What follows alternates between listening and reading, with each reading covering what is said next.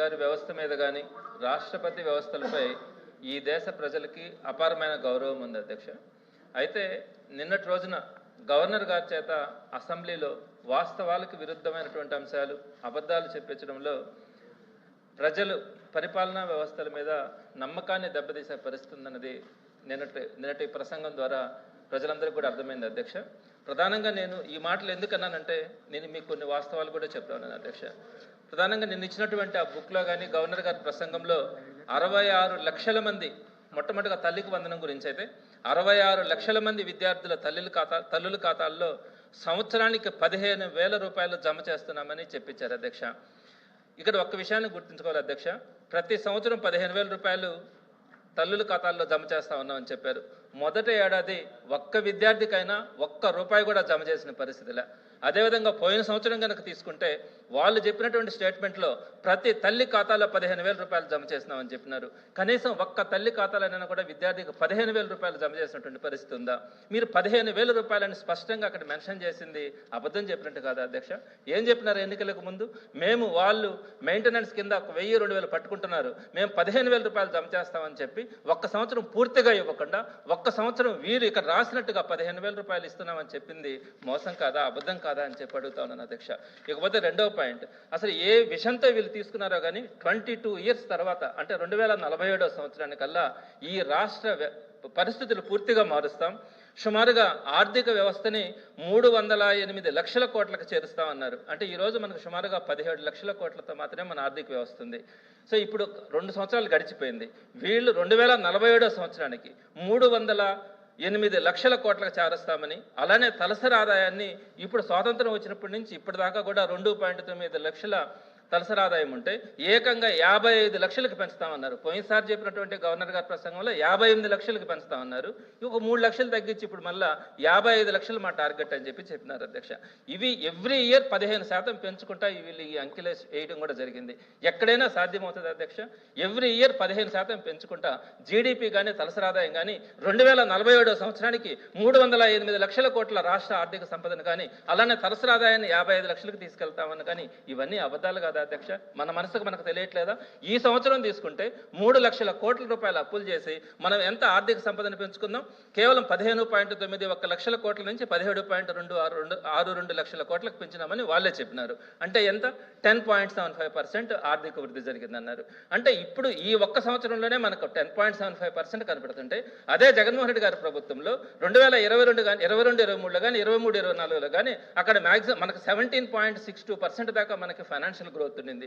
ఈ రోజు పడిపోయింది. లాస్ట్ ఇయర్ కూడా మనకి 12 పాయింట్ సంథింగ్ వస్తే ఇప్పుడు కేవలం 10.75% మాత్రమే ఈ డెవలప్మెంట్ కనిపించింది.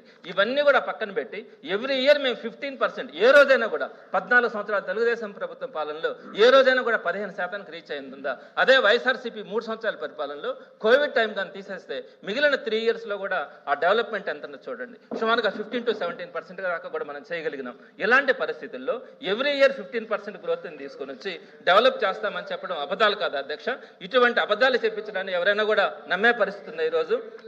అలానే ఇంకొక విషయం కూడా పెద్దలు ఇందాక చెప్తా ఉన్నారు, 33,000 కోట్ల వ్యయంతో ప్రపంచంలోనే అతిపెద్ద డీబీటీని అమలు చేస్తా ఉన్నామని చెప్పారు అధ్యక్ష. ఇది అబద్ధం కాదా అధ్యక్ష? వైఎస్ఆర్సీపీ ప్రభుత్వంలో 2,72,000 కోట్ల రూపాయల డీబీటీని అందించారు. వీళ్ళు 3 లక్షల కోట్ల రూపాయలను అప్పులు చేసి 3 లక్షల కోట్ల రూపాయలు అప్పులు చేసి 33,000 కోట్లను మాత్రం డీబీటీ ద్వారా అందించి మేము ప్రపంచంలోనే అతిపెద్ద డీబీటీ అని చెప్పారు. 2,72,000 కోట్లను ఆ రోజు అంటే సగటున 55,000 కోట్లని డీబీటీ ద్వారా పేద ప్రజలకు అందించినటువంటి ఘనత వైఎస్ఆర్సీపీది. అయితే ఓకే అన్ని కాదని చెప్పట్లా, 33,000 కోట్ల ప్రపంచంలోనే అతిపెద్ద డీబీటీ అని చెప్పడం తప్పు కదా? అది అబద్ధం కదా? ప్రజలను మోసం చేస్తున్నట్టు కదా? ఈ విషయాన్ని కూడా మీరు గమనించాలి అధ్యక్ష. అదేవిధంగా అన్నదాత సుఖీభవ పేరుతో 46.86 లక్షల మంది రైతులకి 20,000 రూపాయలని ప్రతి ఏడాది ఇస్తా ఉన్నామని చెప్పారు అధ్యక్ష. ఎక్కడైనా కూడా మొదటి సంవత్సరం ఏదైనా 1 రూపాయి అయినా ఇచ్చారు రైతులకి? సెంట్రల్ గవర్నమెంట్ వచ్చిందంతా సహా 1 రూపాయి కూడా ఇచ్చిన పరిస్థితి లేదు. మొన్న చూస్తే 20,000 రూపాయలు అని చెప్పారు కదా, 20,000 రూపాయలు కంప్లీట్గా ఇచ్చినటువంటి రైతు ఒక్కరిని చూపించమనండి అధ్యక్ష. ఈ రోజు దాకా కూడా ఈ 2 సంవత్సరాలలో ఒక్క రైతుకైనా కూడా ఒక్క సంవత్సరమైనా కూడా 20,000 రూపాయలు పూర్తి చేసినటువంటి పరిస్థితి లేదు. అదే ఆ రోజు జగన్మోహన్ రెడ్డి గారు చెప్పిన మాట ప్రకారం ఇంకా పెంచి 53 లక్షల మంది రైతులకి అన్ని కూడా ఈ రైతు భరోసాని ఇచ్చినటువంటి ఘనత ఆ రోజుదైతే ఈ రోజు గవర్నర్ గారి దగ్గర మేము ప్రతి సంవత్సరం రైతులకి 20,000 రూపాయలు ఇచ్చినామని చెప్పించినటువంటి మాట అబద్ధం కాదని అడుగుతా ఉన్నాను అధ్యక్ష. అదేవిధంగా రాష్ట్రంలో అదేవిధంగా అధ్యక్ష ఈ సమాజాన్ని పూర్తిగా మార్చినటువంటి పథకాలు ఉన్నాయి అధ్యక్ష. ఒకటి ఫీజు రియంబర్స్మెంట్ వల్ల ఈ రోజు భారతదేశంలో ఉన్న ప్రతి రాష్ట్రం కూడా అమలు చేసేటువంటి పరిస్థితి ఉంది. ఈ మార్పుని ఈ రోజు సమాజంలో ఆంధ్ర రాష్ట్రం ఈ పరిస్థితికి వచ్చిందంటే ఆ రోజు వైఎస్ రాజశేఖర రెడ్డి గారు తీసుకొచ్చినటువంటి ఫీజు రియంబర్స్మెంట్ పథకం గురించి ఈ గవర్నర్ గారి ప్రసంగంలో ఒక్క మాట కూడా చెప్పలేకుండా పోయారు అధ్యక్ష. ఎందుకంటే ఫీజు రియంబర్స్మెంట్ బకాయిలు ఆ రోజు జగన్మోహన్ రెడ్డి గారు టీడీపీ ప్రభుత్వంలో పెట్టినటువంటి 4,000 కోట్ల రూపాయల బకాయిల్ని వైఎస్ జగన్మోహన్ రెడ్డి గారు సింగిల్ డే చెల్లించారు అధ్యక్ష. ఒకే ఒక్క రోజు చెల్లించారు. ఇందాక మా సభ్యుడు మాట్లాడుతుంటే గవర్నర్ గారు మాట్లాడిన దానికి మీరు రెస్ట్రిక్ట్ అవ్వాలని చెప్పారు అధ్యక్ష. మీరు మాట్లాడే దాంట్లో ఒక్కటైనా సరే గవర్నర్ గారు మాట్లాడిన దానికి ఉంది అధ్యక్ష? తర్వాత అన్ని అబద్ధాలు చెప్తున్నారు అధ్యక్ష. అన్ని సభని ప్రజల్ని తప్పుదోవ పట్టిస్తున్నారు. ఆయన గవర్నర్ ప్రసంగంలో ఇచ్చిన ప్రతి ఫిగర్ కి మేము కట్టుబడి ఉన్నాం సార్. గవర్నర్ గారు చెప్పిన ప్రతి ఫిగర్ కి ఈ ప్రభుత్వం కట్టుబడి ఉందని చెప్పేసి చెప్తాను అధ్యక్ష. అబద్ధాలు సభని తప్పుదో పట్టొద్దని చెప్పేసి రిక్వెస్ట్ చేస్తాను అధ్యక్ష. ఆ పుస్తకంలో ప్రతిదానికి కట్టుబడి ఉన్నాం అంటున్నా నేను. 15,000 కూడా ముందే చెప్పాం. 13,000 తల్లి అకౌంట్లు వేస్తాము. ఓకే అయ్యా, వైసీపీలో కూడా చేశారు. వైసీపీలో కూడా చేసింది అదే సార్ అధ్యక్ష. ఆ రోజు వైసీపీలో కూడా చేసింది అదే. ఆఖరికి మాట తప్ప మనం తెప్పమని చెప్పేసి అందరికీ చదివి ఇస్తానని చెప్పి అమ్మఒడి ఒకరికి ఇచ్చారు అధ్యక్ష. కానీ ఇప్పుడు అందరి పిల్లలకి ఇస్తున్నాం. అందరి పిల్లలకి మేము తల్లికి వందనం ఇస్తా ఉన్నాం. ఎంతమందికి ఉంటే ఎంతమందికి ఇస్తున్నాం. మీరు 43 లక్షల మందికి ఇస్తే మేము 67,27,000 మందికి ఇస్తున్నాం అధ్యక్ష. ఇస్తున్నాం మేము. అబద్ధాలు ఎందుకు చెప్పాలా? మాట తప్ప మనం తెప్పమన్నాడు. ఎంతమందికి అంటే ఎంతమందికి ఇస్తానని చెప్పేసి ఒక పిల్లడికి ఇచ్చినప్పుడు ఎందుకు మాట్లాడాలి ఆ రోజు? ఎల్ఓపి గారు వాళ్ళిద్దరు సభ్యులు మాట్లాడారు అధ్యక్ష. గవర్నర్ ప్రసంగం మీద ఒకరు వచ్చి రిపోర్ట్ చేశారు, రెండో వచ్చి సెకండ్ చేశారు. వాళ్ళు నిజాలు చెప్పారా అబద్ధాలు చెప్పారా ప్రజలు చూశారు అధ్యక్ష. వాళ్ళు తెలుసుకుంటారు అధ్యక్ష. మా సభ్యుడు కూడా చెప్తుంది ఏదైతే గవర్నర్ గారి స్పీచ్ ఉందో దాంట్లో ఉన్న అంశాలు ఏమున్నాయో దాన్ని కాపీ చెప్తారు అధ్యక్ష. వారు చిన్న దాంట్లో ఇంటర్వ్యూషన్ అవుతాయి. దయచేసి చంద్రశేఖర్ రెడ్డి దయచేసి ఒక విషయాన్ని 15,000 రూపాయలు చెప్పారు. గవర్నర్ గారు వచ్చి 15,000 రూపాయలు అందరికీ ఇచ్చాము, 65 లక్షల మందికి సబ్జెక్ట్ కరెక్షన్ నాకు చెప్పారు. వాస్తవంగా మీ మనస్సాక్షిగా 15,000లో మెయింటెనెన్స్ డబ్బు తీసి పక్కన పెడితే ఇంకా ఇప్పుడు స్టాండ్ నేను చెప్తుంది ఐఎమ్ ద రికార్డ్. ఇంకా చాలా సుమారు దగ్గర ఐ థింక్ 18% ఇచ్చిన వాళ్ళు 18%. ఇంకా 7,000 8,000 రూపాయలు ఇచ్చారు తప్ప పూర్తిగా 15,000 రూపాయలు ఇవ్వలేదు. కాబట్టి వెరిఫై చేసుకోండి. రికార్డు చెప్తుంది. నేను అబద్ధం చెప్పట్లే. నేను రికార్డు కాదు సారథి ప్లీజ్ నేను చెప్తుంది రికార్డు. నేనే అబద్ధం చెప్పట్లే కదా. అబద్ధం చెప్పాను అనుకోండి, రేపు మీరు చూపెట్టి నేను ఎప్పుడు చెప్పి దాన్ని విచారణ చేసుకుంటాను. ఐ విల్ అపాలజైజ్ అండి. I withdraw my word. ఒకవేళ అబద్ధం చెప్తే, ఒకవేళ నేను సత్యతోమైన మాట చెప్తే, మిమ్మల్ని తప్పుదో పట్టిస్తే, ప్రభుత్వం తప్పుదో పట్టిస్తే నేను విత్డ్రా చేసుకొని అపాలజిస్తాను చెప్తాను కదా. ఇంకా ఇవ్వాలి. ఇంకా ప్రతి మీ మండలంలో కూడా మీ నియోజకవర్గంలో కూడా ఇంకా మీ మంత్రులు అందరి నియోజకవర్గాలు కూడా ఇంకా ఇవ్వాలి. మీరు రిప్లై చేసుకొని మీ కలర్లు అడిగి రండి. ఎందుకు చెప్తారు మా సభ్యుడు. దయచేసి ఇంటర్వ్యూ కూడా మా సభ్యుడు మాట్లాడమండి. మా సభ్యుడికి అవకాశం ఇవ్వండి. దయచేసి ఇంటర్వ్యూ చేయకండి. గౌరవ సభ్యుడు మాట్లాడిన 15,000కి వారు కూడా యాక్సెప్ట్ చేశారు అధ్యక్ష. మెయింటెనెన్స్కి 1,000 రూపాయలు 2,000 రూపాయలు తీస్తారని చెప్పేసి. గత ప్రభుత్వం కేవలం 43 లక్షల మందికి ఇస్తే ఈ ప్రభుత్వం 67,27,000 మందికి ఇస్తున్నాం అధ్యక్ష. అందరికీ ఇచ్చి 15,000 రూపాయలు తప్పితే ఎక్కడ 6,000 7,000 రూపాయలు ఇచ్చే సిస్టమ్ లేదు అధ్యక్ష. ఏదైనా అకౌంట్స్ తప్పులుండి ఎవరికైనా రాకపోతే మళ్ళీ అప్పీల్ చేసుకుంటానికి కూడా సమయం ఇచ్చాం అధ్యక్ష. అప్పీల్ చేసుకున్న వాళ్ళకి కూడా శాంక్షన్ చేశాం అధ్యక్ష.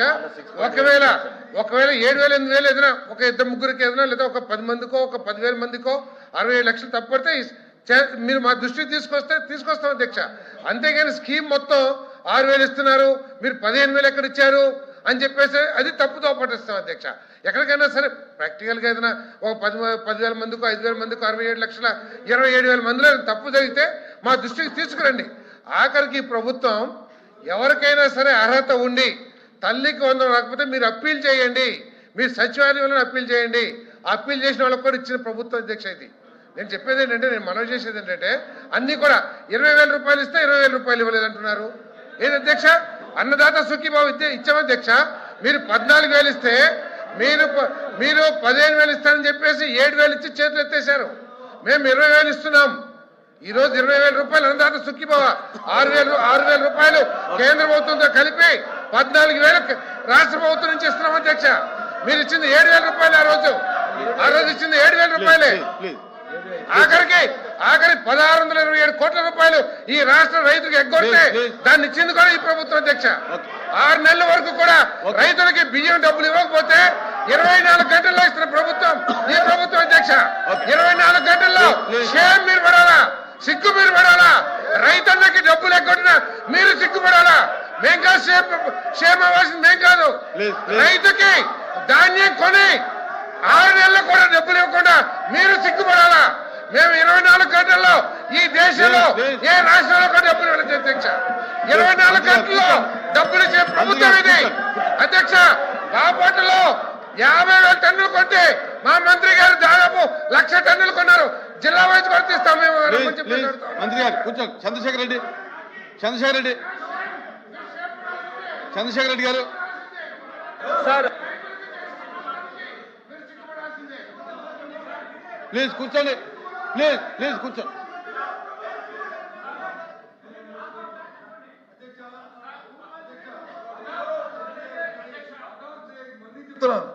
మంత్రి గారికి మళ్ళీ చెప్తున్నాను, దయచేసి మీరు మంత్రులు, మీరు ప్రభుత్వం ఉన్నారు. నేను చెప్పిన మాట అవాస్తవమైతే, సత్యదూరమైతే సభాసాక్షిగా నేను చెప్పడానికి తయారుగా ఉన్నాను అని చెప్తున్నప్పుడు తల్లికి వందనం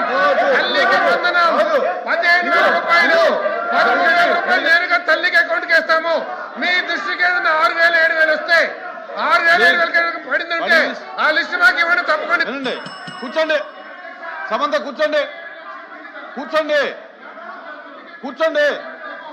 సార్. మంత్రి గారు కూర్చోండి, అందరూ కూర్చోండి.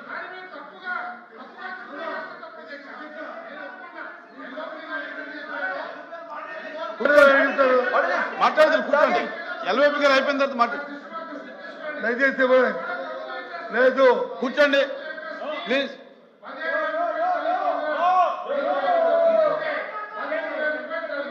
నేను మళ్ళీ చెప్తున్నాను, కొంతమందికి ఏదైనా తప్పిదం జరిగి ఉంటే మీరు మా దృష్టికి తీసుకురండి. అంతేగాని స్కీమ్ తప్పు పడితే మాత్రం కుదరదని చెప్పేసి మనం చేస్తాను. ఓకే ఎల్వైపీ గారు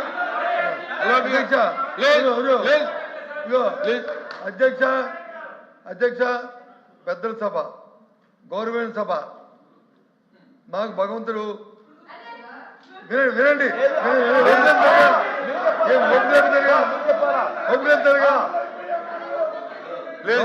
కూర్చోండి. నాకు ఎల్వైపీ గారు మాట్లాడండి. మెంబర్స్ కూర్చోండి. మా పక్షానికి మెంబర్స్ కూర్చోవాలి. గౌరవించిన సభ ఎల్వైపీ గారు నేను మెంబర్స్ కూర్చోమని. కాబట్టి కూర్చోండి. కాబట్టి ఆ అధికారంతోనే, ఆ ఇచ్చిన ఆ ప్రివిలేజ్తోనే ఈ సభలో నేను మాట్లాడతాను. అధ్యక్ష, మళ్ళీ చెప్తున్నాను, నేను సభను తప్పుతో పట్టించినట్టు పని కానీ మీరు రుజువు చేస్తే నేను దానికి విచ్చుడయ్యి ఎప్పటి చెప్తాను మాట చెప్పాను. దయచేసి గుర్తుంచుకోండి.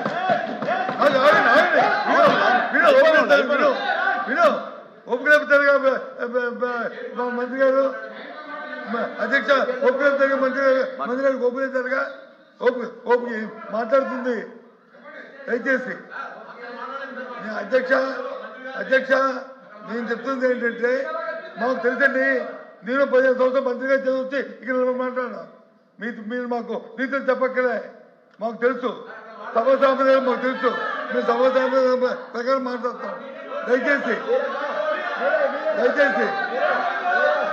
అధ్యక్ష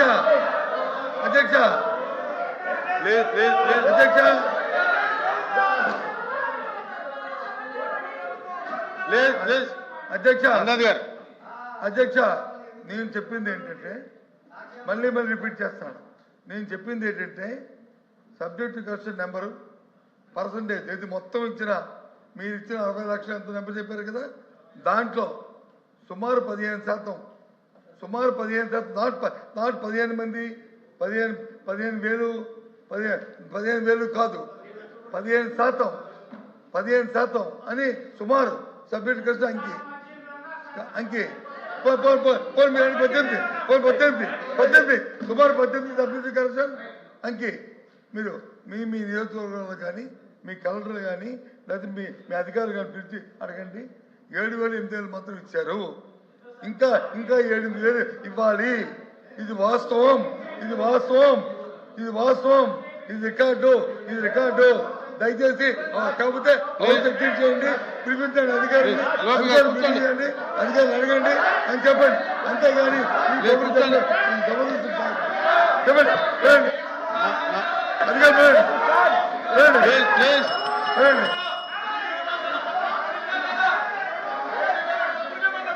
ప్లీజ్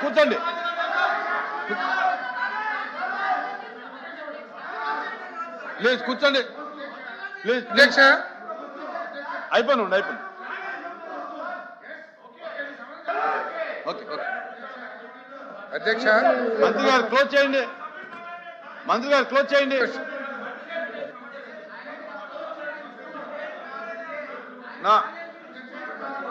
ఎల్ఓపి గారు చెప్పిన ఛాలెంజ్ కి నేను సిద్ధం అధ్యక్ష. ఎల్ఓపి గారు చెప్పిన ఛాలెంజ్ కి ఇచ్చిన ఛాలెంజ్ కి నేను సిద్ధం అధ్యక్ష. 15% తల్లికి 100లో 15% కనుక 7,000-8,000 పడి ఉంటే 18% అన్నారు, మళ్ళీ 15%కి మారారు. ఓకే, 15% కూడా ఛాలెంజ్. మీరు కనుక వివరాలతో సహా కాన్స్టిట్యున్సీ వైజ్ జిల్లా వైజ్ ఇస్తే ఎస్ నేను ఏ సెక్షన్ సిద్ధం అధ్యక్ష. ఇంకోటి 2 అధ్యక్ష 2 తప్పుదో పట్టిస్తారని చెప్పారు అధ్యక్ష. 48 లక్షల మందికి అన్నదాత సుఖి భావిస్తే గౌరవ సభ్యుడు అంటారు ఒక్క రైతుకు కూడా పడలేదని అంటున్నారు. దానికి కూడా మంచి ఛాలెంజ్ అధ్యక్ష. నేను ఛాలెంజ్ చేస్తా ఉన్నాను. If you ready to take, మీరు సిద్ధమైతే నేను ఛాలెంజ్ చేస్తాను, సిద్ధంగా ఉన్నా.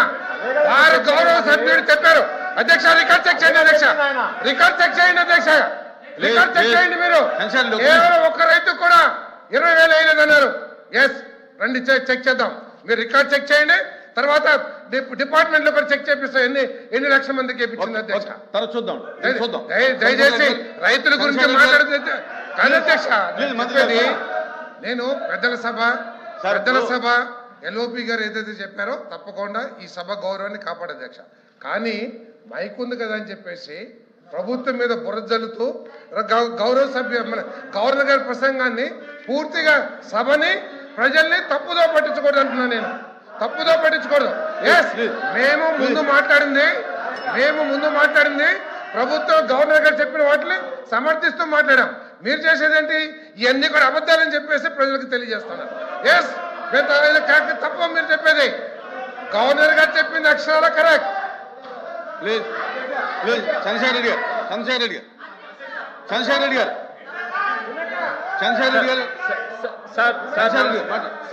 ప్లీజ్